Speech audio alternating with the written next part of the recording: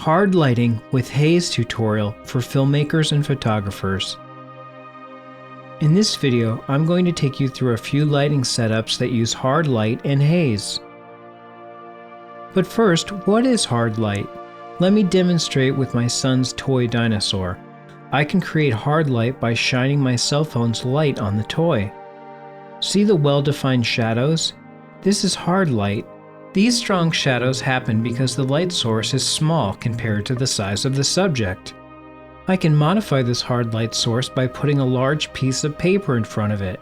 Now the light source on the dinosaur is soft, and so are the shadows it is casting, because the light source is much bigger and diffused going through the paper. It's a creative choice whether you want to use hard or soft light or a mix of the two.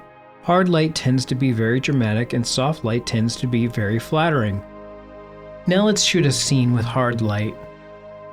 Here's our shot with no lighting. You're just seeing daylight coming in from some windows in the room. Our camera is currently white balanced to daylight. We were using the Blackmagic Ursa 12K camera. Let's get rid of the light coming in from the windows by closing the blinds and drapes. We could cover the windows further with black material, but I think we've eliminated enough outside light for this demonstration. Obviously, our shot has become very dark. Let's turn on our practical light in the shot, the lamp on the table. It has a tungsten balanced bulb in it, so we will change our camera's white balance to tungsten.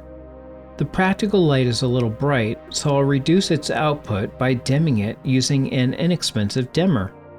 These little dimmers are quite helpful in controlling the brightness of a practical light source. The lighting is getting better, but it's not really hitting our subject's face, so I'll add a small LED light to the side of the camera. It's tungsten balanced, so it matches our practical light when we turn it on. This off-camera light seems like it's coming from the lamp, therefore it is motivated.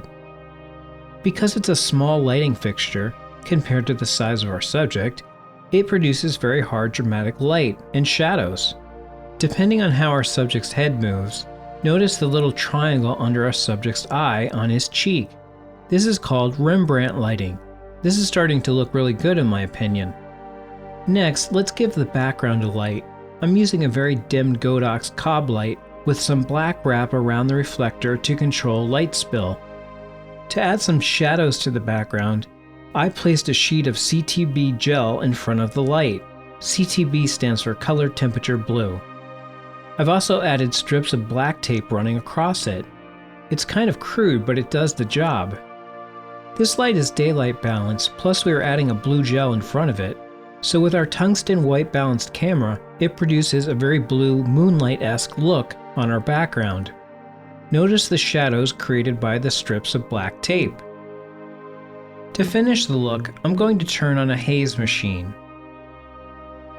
It gives the scene a nice atmosphere. Keep in mind that haze is different than fog. Fog machines are good for recreating the look of fog or smoke. Haze is more subtle. I really like it. It gives it a cinematic look in my opinion.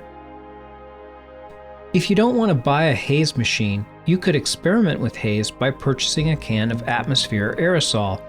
It's good for quick scenes, but if you want haze that lasts for long periods of time, you'll need a true haze machine.